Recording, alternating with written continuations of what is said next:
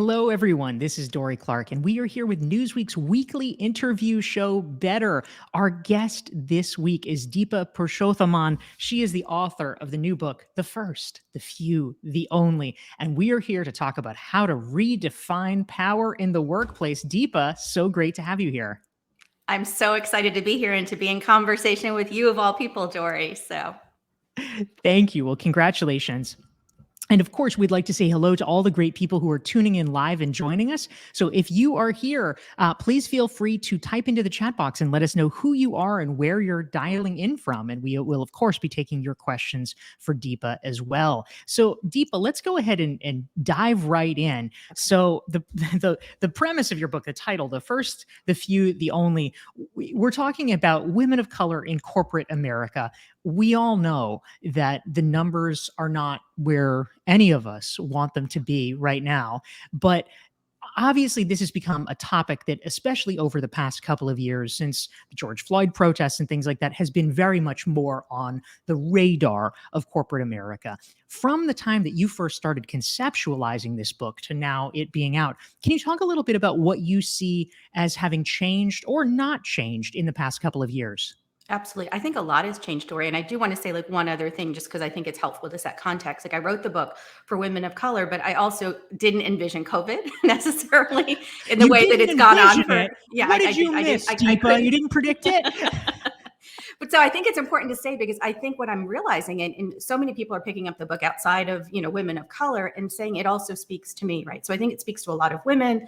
I think it speaks to even white men who are also struggling with the place that work takes in our life, and how maybe, given the last few years, the fact that we don't all want to just live to work anymore. So I just want to kind of say that outright, that I think some of the themes actually do apply to everybody. And I'm realizing that as I'm doing my book tour in a very different way. But you're right, like the vernacular around race, how we talk about women of color, the term women of color, all of that has evolved significantly in the last few years. And when I first envisioned the book, I think I was struggling with some of that language. And as I started writing more and more, I got more comfortable that, yes, it would be a little bit forward thinking, but I also think we're going to continue to evolve in these spaces. And we just, if I didn't get it perfect this time, we'll get it perfect next time, right? Or as close as we can. And so it has been a process. I think when I first started thinking about the book and writing about the book, we didn't really have space to talk about the fact that racism happens in workplaces, right? That was such a new concept. And it was something that I think people were really uncomfortable talking about. It was just starting to break open when, when I sold the book and all of this happened. And so it has been a process to really evolve where I thought the book would go and where it's landed. And how it's speaking to people. That's fantastic. Thank you very much. We're here with Deepa Pershothaman. She's the author of the new book, The First, The Few, The Only. And if you want to learn more about Deepa and her work, you can go to her website. It's deepapuru.com. So Deepa, a question that comes to mind, which I know is sort of an interesting and complex one, is that on one hand, you're talking about the experience of women of color in general, but also I know that, one of the conversational flashpoints that happens sometimes is that the experience of African-American women, Hispanic women is sometimes different than Asian or South Asian women. So I know that as part of your research process for this book, you literally had conversations and gatherings, salons with hundreds of women of color. So what have you learned about the commonalities of the experience and the differences of the experience, and how to sort of, navigate those things? Yeah, I mean, I think that's part of what I'm saying when I struggled with the term women of color. It was really hard for me early on to even feel like I had permission to write this book. I mean, Dorie, I reached out to you early on as I was thinking of writing a book, just as, you advise so many people on just get started. And it was one of the things I really struggled with, right? Did I even have permission as an Indian woman to write a book on women of color? I do think where possible, I have tried to define and separate out where separate groups have different experiences. So where the experience of Black women in corporate spaces is different, I have tried to highlight that it is different, for example, in the pay space, right? Or in some of the stereotypes around angry Black women. Like there are places in the book where I do call that out. But what I found is that there were more commonalities than I expected. So to answer your question, how the book started was I really struggled with whether or not I wanted to stay or go in my own corporate role. So I spent 20 years in one company, had a really, magical career, moved really fast. And then towards the last 3 years of my career, I knew I wanted to leave. I was starting to get sick. I had growing questions around purpose, but I found it really hard hard to leave. I was a first, right? I was a first sitting in a seat. And so I felt like all eyes were on me. I felt responsible to the women of color coming up after me and around me, that if I left, or if I, said, I don't want to do this anymore, would it be signaling failure, not only my own failure, but failure for other people? In an attempt to figure out like how I stay or go, and where does one go after 20 years in one company, which is very unusual these days.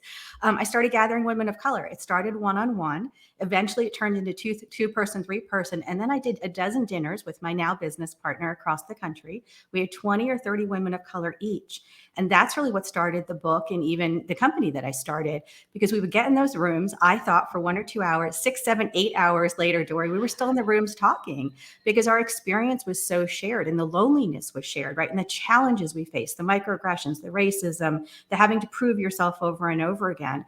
So that's where I started to see a lot of the patterns. I also saw some differences. So the big difference to me that I've seen is there are some Black women who have been taught about race early and taught systems are not fair in a very different way than I think a lot of the rest of us are. So in my family, for example, we didn't talk about race at all. And I found that to be common for a lot of the Latina and a lot of the Asian women that I met. So there wasn't that discussion. There was this idea, just work harder, be grateful, it'll be okay. And you get into these systems, and when they don't show up in the same way, right? Or we experience something that feels different, that being grateful and working harder doesn't really do us a service, right? It actually does us a disservice. And so that's where I've seen some of the differences. And I do try and call out in the book where it's different, but I would tell you, Dory, the stories are very similar across the board. That's fascinating. Thank you. We're here with Deepa Purushothaman. She's the author of The First, The Few, The Only. And if you're enjoying this conversation, hit the like and share button so your colleagues can benefit from it on the social channels that you're using. We want to say hi to some of the great folks who are tuning in live to join us. Tom is here from Northwestern University Kellogg. Madeline from Minneapolis. Gail is here in North Carolina. Sophia from London. Anna Maria is saying hi from Alberta, Canada. Sushma is here from India. We've got a LinkedIn user from Hong Kong. Joy is here from Calgary. Nathaniel from Austin. Vani is here from the south of France. Moses from Ghana. Ashish from India. Shahid from Pakistan. Adnan from Turkey. Mubina from Pakistan. You guys can all form a better subgroup. I love this. We're so glad to have you here and more. And we're here to take your questions for Deepa Purushothaman about how to redefine power at work, and also the experience about questions around women of color at work, and how we can all be more thoughtful about this. Now, Deepa, a question that I have, I know you used to lead the Deloitte University, let's see if I get this right. There's a lot of words in it, but the Yes. Leadership Center for Inclusion out of Deloitte. And some of the great research that was done was around the topic of covering. Can you explain a little bit more about what covering is and how that might impact? I mean, certainly the research shows is quite interesting. It impacts everyone, but perhaps disproportionately women of color. What does that look like, and what does that mean for us? Sure. And I want to be clear, because I only want to take credit for what I've done. I led our women's initiative, right? And I had a large role in inclusion. There were others who actually led that initiative, like Chrissy Smith, right? Who's a great friend and has done amazing work in the space. And that was actually her work. So she worked with a professor. They did all this research to realize that a lot of people, right, cover, a lot of people hide parts of themselves. And so it is, I think, a universal phenomenon. I think part of what she unpacked, and part of what I've continued to unpack with my work, is that I think certain groups cover more. And that's part of what I'm trying to showcase here. I think what I found, Dorie, is that a lot of people are open to the conversation that maybe the workplace is not a meritocracy. That's a very new conversation. And that's really the main point of my book, is that the workplace is not necessary. Corporate America is not a meritocracy, and it's okay to talk about that. But what I'm finding, especially from a lot of the white male leaders that I'm meeting with, is they want me to help them understand how. Like I can see that that's possible, but I don't really understand how, because we've never talked about it. And what I found for women of color is that the covering is a lot more profound. So the covering shows up in code switching. It shows up in the language, language in which we speak. It shows up in the things we share at work. So what's code switching, Deepa, for people who don't know what that is? Code switching is kind of fitting into the atmosphere you're in. So changing how you talk, what you talk about, what you focus on, as a result of that's kind of the norm in the space you're in. So in a professional setting, it'd probably be switching to more of a white male normative, language, behavior, characteristics, because that's kind of what's expected of you.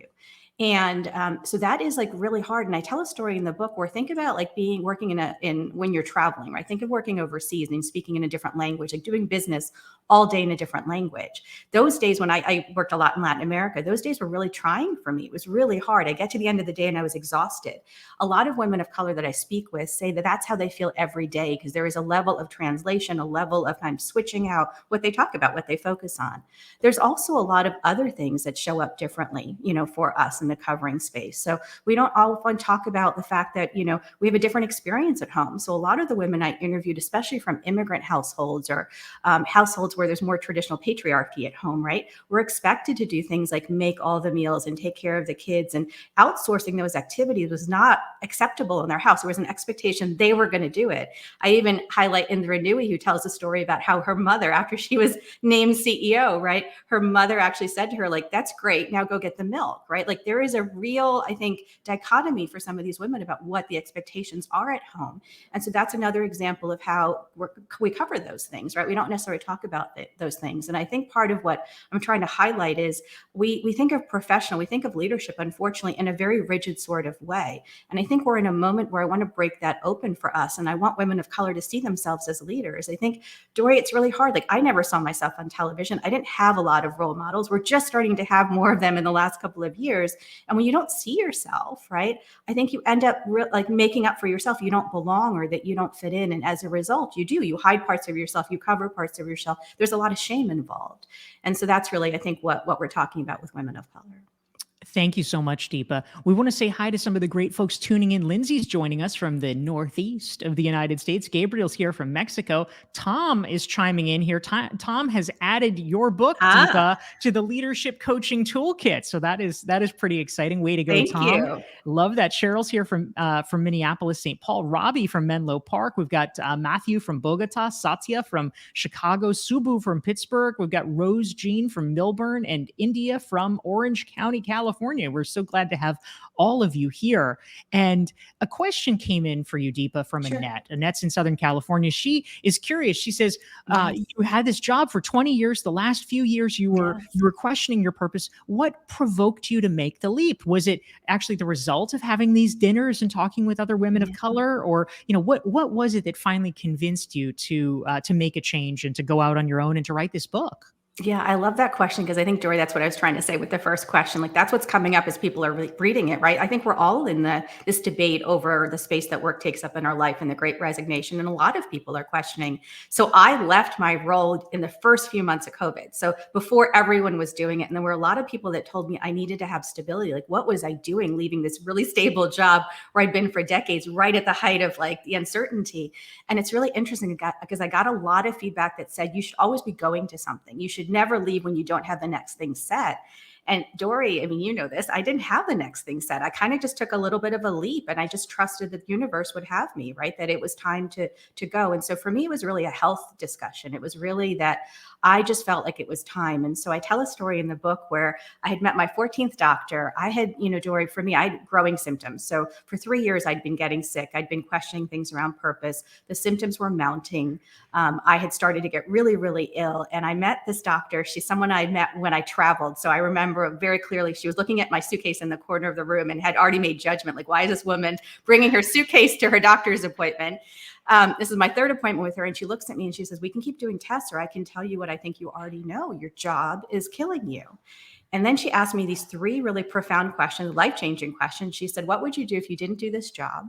Do you have to have a big job like this to feel productive or feel worthy? And can you just see that you're worthy being you? And Dorie, I felt seen through, right? My entire identity had been work until that point, and I felt like she saw through me. And so for me, I think it was realizing that my health had to be part of the success question. And I think that's really what's new for me. I don't think now I can define success without health. And I think a few years ago, those were 2 different things. Like there's a lot you're taught in these corporate spaces about sacrificing your body, sacrificing your family time, sacrificing, right, to get ahead. That's like the mentality. And that wasn't working for me anymore. So for me, it was really the health crisis. And then, yes, meeting the women and realizing there's something happening to all of us. And I want to go figure that out for myself, but figure it out for my sisters too. That's really what changed.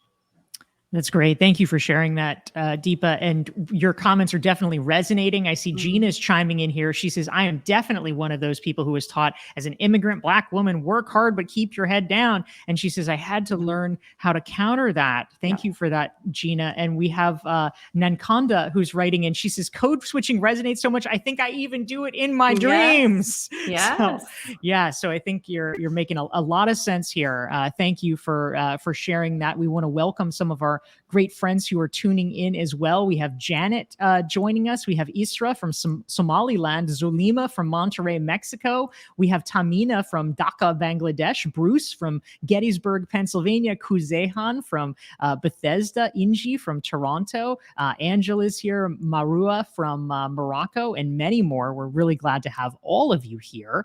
And a question that I have, Deepa, and actually this is one that. Oh my goodness, that was a loud cat noise. But well, so I think Philip the cat has a question. Yes. Yes, but we will let Tom ask it. So Tom wants to know, what are your top actions? It could be one, it could be top three, that we can all take to deliver outcomes and true change. I think this is especially true if you are someone who considers yourself an ally. Let's say you are not yourself a woman of color. What can you do to be helpful in this process? Yeah. So I'm going to give you one specific example because I feel like, Dorie, that's actually the question that I'm getting asked the most. Like, what can I do to help? Right. And I think what's interesting is that we just don't talk about race enough. We don't talk about racism at work. We don't talk about how to deal with these situations. And so in the book, I talk about if you are facing a microaggression or if you're facing a racist incident, here are three things you can do. And for women of color, I say practice, for example, these three sayings or any three sayings that work for you so that you know what to do when someone says something inappropriate or something that offends you. And what I want allies to do is to realize that they can practice those things too, because I think part of what we don't give ourselves permission to understand is that as allies, we're not taught what to say and what to do when someone says something. And we're all kind of looking at each other. Did that just happen? And not knowing what to do in the moment. So I ask women of color to have something practice when someone says something, because it's absolutely going to happen. But what I'm asking allies to do is the same thing. So if you see something, have something ready that says what you just said or what you just did doesn't feel appropriate. Can we stop the meeting and talk about what was just said? Is everyone okay? I'm not comfortable with what was just said. Whatever that is for you, but practice three things so you know what to do in the moment. Because so many of us are caught flat-footed, not because we don't want to help, because we're kind of like shocked that was that just really just said. What do you do? And we also are afraid of being rude or mean or like making it worse. And we just need to get comfortable. Like if someone says something, it's okay to say, like, can you help us unpack what was just done? Yeah, that's great. Thank you very much, Deepa. And I want to ask a follow-up on that as well, because I think oftentimes what trips a lot of people up is, there's certain things that I think probably just about everybody can agree would be, hardcore, inappropriate, etc. It's rare that would overtly be said in the workplace. Not impossible, but rare. Yes. What is far more common is what I would kind of call the gray area situations where it might be debatable whether it's racist or sexist. Yeah. How do you respond and also not necessarily shame the person if they are not, presumably they're not intending to do something hurtful? What would be the way that somebody could approach that when it's not super clear that it is out of bounds? And I would say, Dorie, one thing that surprised me is how many stories women of color had of things that were out of bounds. I just want to say that. So I think I am myself shocked when it happens, and it happened to me. I was always in a new client, and there was frequently something that was said that was pretty clearly offensive. So I just want to say that outright for the women who have experienced that. But I think you're right. There's a lot of gray area. I kind of do this spectrum sort of language where I say, like, there's microaggressions that might not, really land in the same way, but then there's racism. And I think there is spectrum, because some people will feel certain things that are said are actually racist, and you may not even understand that, right, or see that. I think it's okay to approach it with this sort of thinking of, you don't always have to hit everybody over the head with a hammer, right? Like that's probably not the right approach in every sort of moment.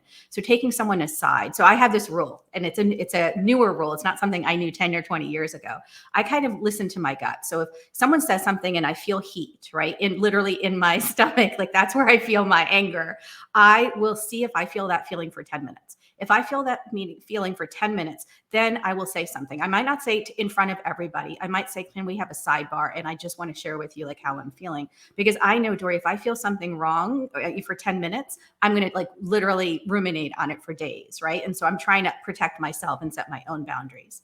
I think what I would say is it's okay to approach somebody and say, I really need to have a conversation with you about what was just said and how it lands for me. I think that's part of what you're getting at is it's not necessarily what you said and your intent and how you said it. It's a little bit of how it lands. And we just need to have space to have those conversations and not approach everything that everyone is doing something to us, but a little bit of, I want to help you understand how that feels for me and why that makes me feel like I don't belong. That's a lot of what this is about. Things are said or things are done.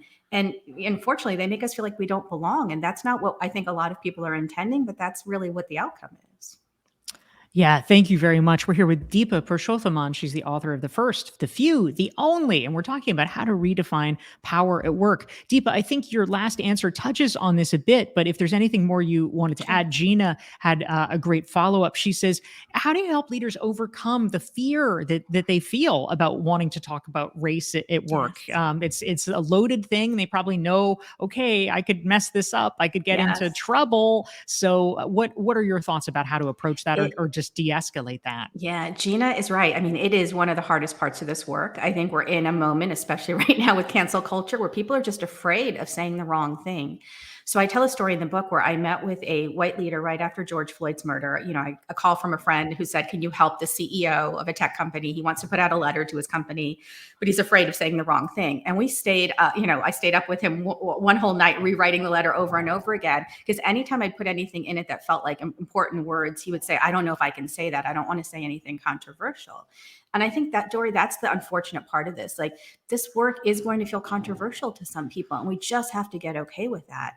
I have said the word permission a few times, but for me, permission is so important. It's permission for women of color to set their boundaries and do things, but it's also permission for, our other leaders to get it wrong. Like, we have to try. We have to be willing to try. This is hard work. We didn't get here in a couple of months or in a couple of years. This has been centuries, right? This has been decades growing. And so I think we just have to realize that fear is holding us back from progress, and we all have to be willing to try. And by the way, I think to change cultures, we need to all work together. I don't think that women of color can do it on our own. It has to be all of our work.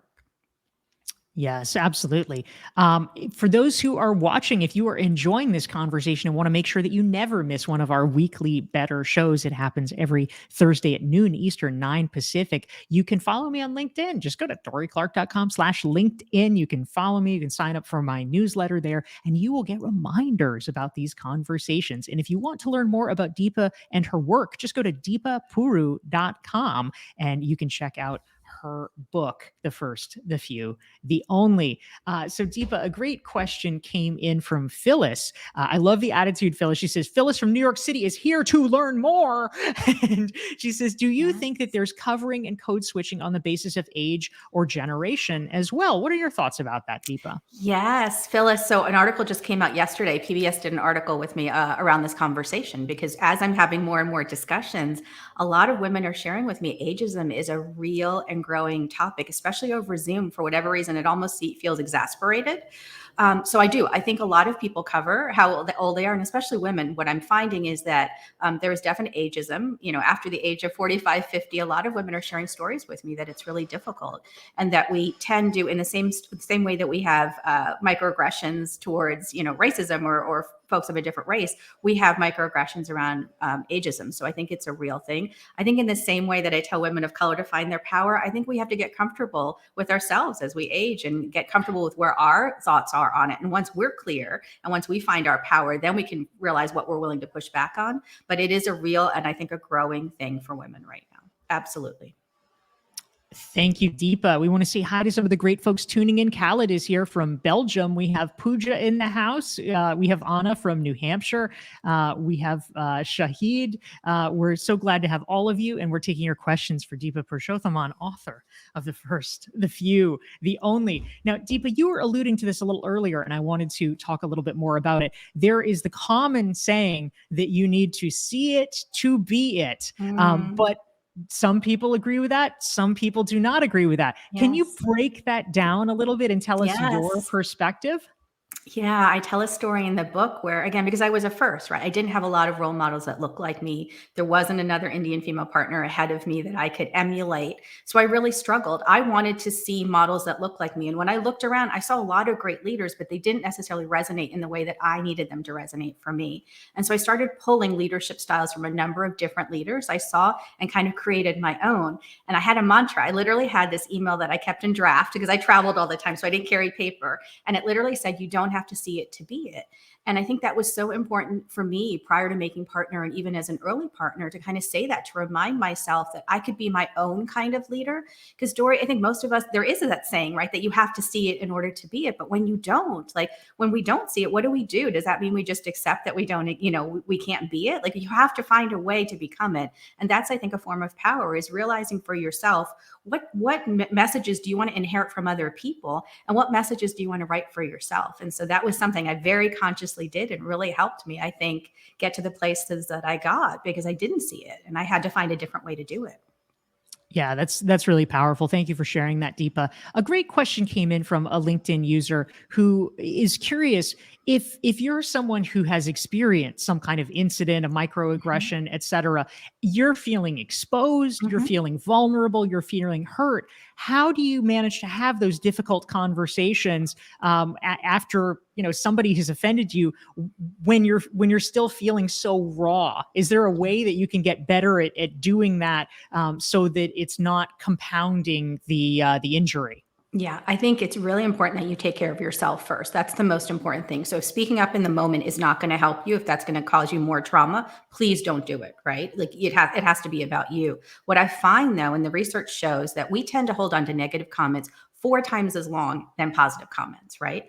So that is just what human beings do. And so part of what I have found is, if we don't actually do something or don't say something, we end up for weeks thinking about it. And I tell stories in the book where some of the women I interviewed like hold on to things for months, right? I mean, I held on to something. I tell a story in the book about a friend, calling me a token basically. And I held that for years, right?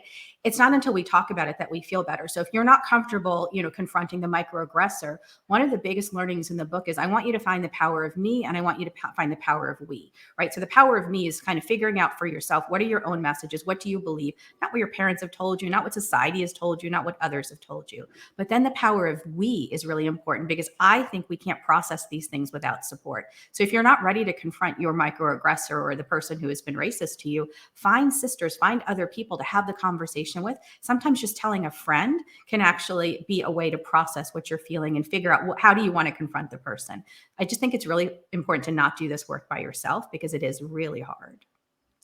Yeah, that's terrific. We probably have time for one more question. We've Okay. been here with Deepa Purushothaman, author of the new book, The First, the Few, the Only. If you want to learn more, go to deepapuru.com. And if you want to make sure you never miss one of our special weekly Newsweek interview shows, go to dorieclark.com. You can sign up for the newsletter there, get a self-assessment, and you can make sure that you are always tuning in to the great conversations that we're talking about. So, Deepa, a great question came in from Nankanda. She's wondering, as we're having these important conversations, how do we frame it for young women of color, perhaps people who are new in the workforce, just entering the workforce? How do we talk about this in productive ways that doesn't scare them, that doesn't make them Yes. think, oh no, this is going to be a Yeah. terrible, toxic place for me? How do we strike that balance? Yeah, I think that the bottom line is, I think folks who are less tenured, that's what I call them, are smarter than we were, to be honest with you. I think they're well aware. So I interviewed people at all stages of their career, including women who were just entering, the workplace.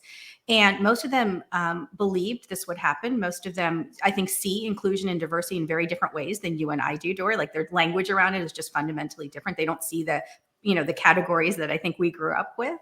It's a lot more fluid. It's a lot more conversational for them. But what I would say is, the difference that I found is they're not willing to put up with it, right? So they went into a lot of workplaces believing, I'm going to be there for a year or two. I'm not going to be there for 20 years. So if I see something or if I experience something, I'm just going to move on and create my own company. I'm just getting experiences so I can go create my own. So I think it's okay to have these conversations. I also think if we don't have these conversations, we don't prepare people. So many of the women of color I met were just kind of stunned when things happened to them, because they assumed it wouldn't, that it had gotten better, because everyone talks about with each generation it's gotten better. In some ways it has, but some things haven't changed. So let's prepare them. Let's talk to them, but let's also tell them what to do and how to get through it. I think that's the important message. Fantastic. Deepa Purushothaman, author of The First, the Few, the Only. You can check it out, get your copy, go to deepapuru.com. Thank you all for tuning in. And Deepa, and a special thanks to you for joining us today. Thank you, Dorie. It was a pleasure. Take care and see everyone next week.